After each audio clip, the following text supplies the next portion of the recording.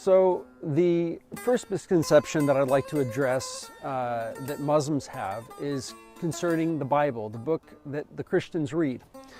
All Muslims are required as a condition in their faith to believe in what they call the four true books. They call them the four Haq Kitab. And those four Haq Kitab, according to Muslims, are Tevrat, Zabur, Injil, and Quran.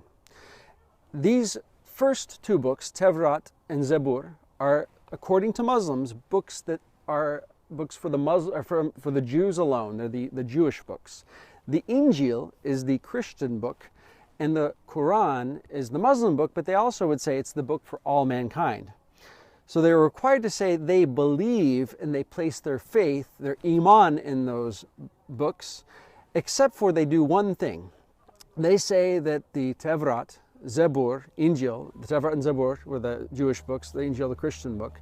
These have been tahrif, or they've been changed and corrupted.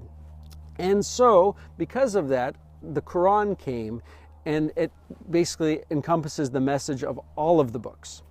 So when it comes to Christians, what do they believe? Well, they believe that God sent Jesus down from heaven a book called the Injil, and that was the book for the Christians. And now that that book's been changed and corrupted, and everybody's gone astray, they had to have a new book.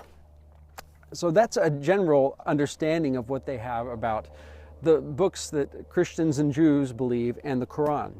Now the problem is that is a very huge misconception. So when you're talking with a Muslim, you need to understand their mindset and what they're thinking behind what they believe a Christian believes.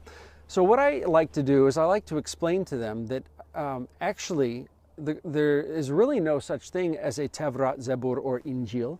In fact, there is what we call the Old Testament and the New Testament.